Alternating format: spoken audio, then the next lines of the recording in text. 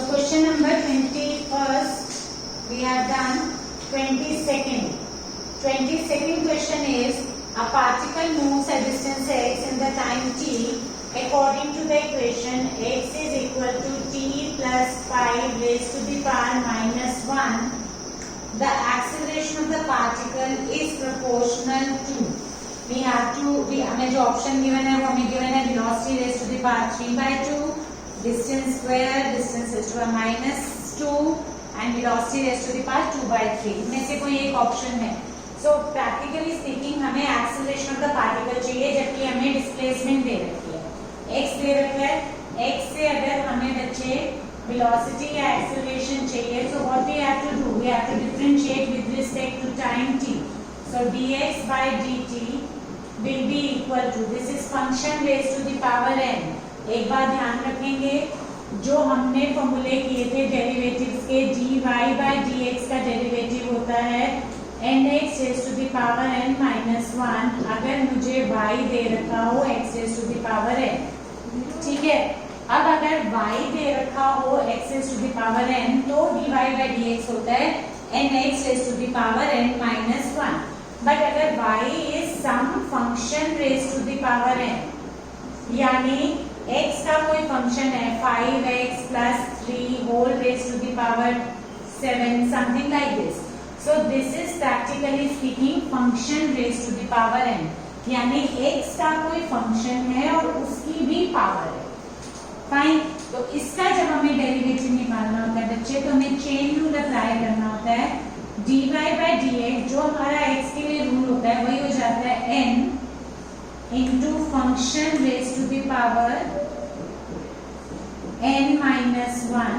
जैसे x raised to the power n का derivative होता है nx raised to the power n minus 1, वैसे x का अगर कोई फंक्शन है, जैसे 5x plus 3 raised to the power 7 है, तो 7 into 5x plus 3 raised to the power 6 into d by dx of function. Chain rule apply करना पड़ेगा, यानी 5x plus 7 raised to का डेरिवेटिव जो होगा वो हमारे पास आएगा dy by dx is 7 into 5x plus 3 whole raised to the power 6 into d by dx of 5x plus 3. 5x plus 3 का डेरिवेटिव होता है 5, तो वो हमारा साथ में मल्टीप्लाई हो जाएगा 7 into 5 into 5x plus 3 raised to the power 6 should be the answer.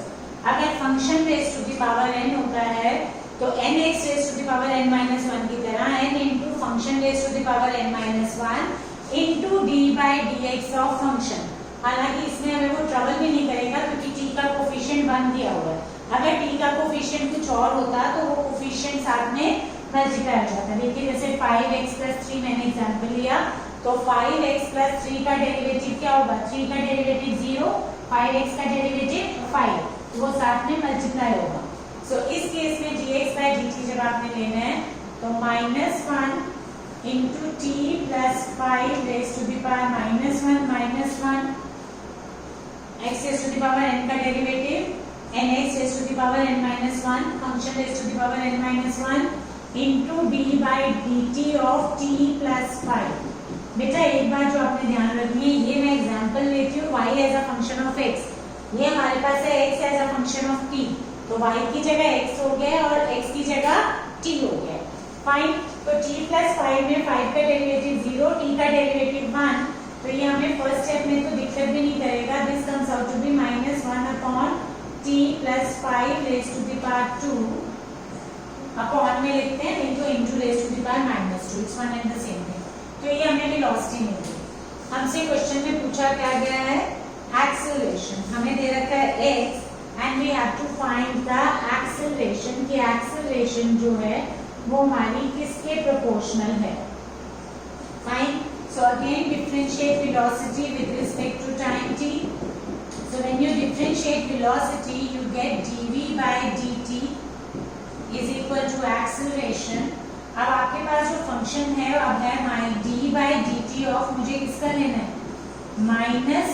-1 into t plus 5 raised to the power -2.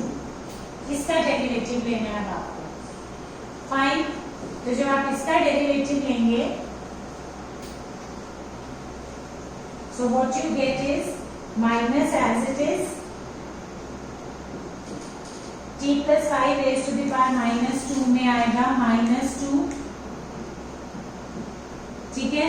So this minus and minus आपके पास क्या हो जाएगा प्लस, ये माइनस और ये माइनस 2 मल्टीप्लाई होंगे तो आपके पास क्या आ जाएगा 2 into t plus 5 raise to the power minus 2 minus 1। Function raise to the power n का डेरिवेटिव होता है n, function raise to the power n minus 1 into d by d t of t plus 5 भी आपने लिखना है, क्योंकि इस question में इसका इफेक्ट नहीं पड़ रहा because coefficient of t is 1। अगर मैं इसमें कोफिशिएंट ऑफ t 2 डाल दूंगी तो वो 2 आपका यहाँ भी मल्टीप्लाई होगा, वो 2 आपका यहाँ भी मल्टीप्लाई होगा, इसलिए मैं लिख रही हूँ यहाँ पे भी मैंने लिखा है d by D t of t plus 5। और जो t प्लस 5 का डेरिवेटिव 1 ही है, 5 का डेरिवेटिव 0, t का derivative 1। So this comes out to be equal to 2 upon t plus 5 raised to the power 3 into 1. So बच्चे a is equal to, अगर आप t plus 5 raised to the power इसको लिखते हैं 2 into t plus 5 raised to the power minus 3, तो इस हिसाब से मैं लिखती हूँ तो a is proportional to minus 1 का power 3, t plus 5 raised to the power minus 1 लिख सकते हैं। इसको फर्दर सिंप्लीफाई अगर आप करते हैं बेटा तो ये आपके पास क्या आएगा a is equal to 2 into t plus 5 raised to the power minus 1 raised to the power 3. So this gives me a is proportional to x cube. a is proportional to x cube. तो एक expression तो हमें ये मिल गया, but अगर आप options देखेंगे तो हमारे पास ऑप्शन में displacement raise to the power 3 का कोई भी ऑप्शन नहीं है। He has given distance raise to the power 2, distance raise to the power minus 2, हमारे पास आ रहा है distance raise to the power 3। And जो सेकेंड दो ऑप्शन उसने दी हैं वो उसने दी हैं velocity raise to the power 3/2। हमारी जो ऑप्शंस हैं बच्चे, फर्स्ट ऑप्शन उसने दिया कि acceleration is proportional to what, so that what has four option. First option ही has given velocity raised to the power 3/2, second option he has given distance raised to the power 2, that is x raised to the power 2, third option he has given x raised to the power minus 2, and fourth option he has given velocity raised to the power 2/3. So now the question arises कि हमने निकाला acceleration is proportional to x cube, तो वो कोई भी option नहीं थी, तो इसका मतलब हमारा बी और सी तो हो ही नहीं सकता, तो we have to bring this in terms of the velocity. तो अगर आप देखेंगे तो आपका वेलोसिटी का एक्सप्रेशन क्या आया हुआ था, velocity was -1 upon t plus 5 का स्क्वायर, और एक्सेलरेशन क्या आया है 2 into t plus 5 raise to the power -3। Acceleration जो हमारी आई है वो आई है 2 into t plus 5 raise to the power -3, और वेलोसिटी जो हमारी आई थी बेटा वो कितनी आई थी -1 into t plus 5 raise to the power -2। So I can bring this -3 in terms of velocity as well. So I can write this expression as acceleration can be written as 2 into t plus 5 raised to the power, ये -2 है, so I can write -2, मैं 2 से multiply या 2 से divide कर सकती हूँ इसको। आप t plus 5 raise to the power -3 को क्या लिख सकते हैं, -2 इंटू 3/2 लिख सकते हैं ना, बोलेंगे तो 2 और 2 क्या हो जाएगा कैंसिल, और 2 था ये माइनस था, so what is t plus 5 raise to the power -2, t plus 5 raise to the power -2 is -v, t plus 5 raise to the power -2 is practically equal to -v, so I can put here So acceleration is 2 into minus v raised to the power 3 by 2. So it is minus 2 into v raised to the power 3 by 2 and velocity raised to the power 3 by 2 का option is A option. So this is the correct answer. हम जब direct differentiate करके चलते हैं तो हमारा वो x के टर्म्स में आ रहा है.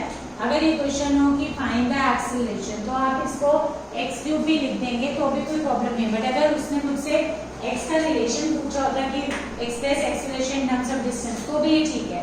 बट हमें एमसीक्यू में ये ऑप्शन ही नहीं है तो I have to bring it to this. Both are technically correct.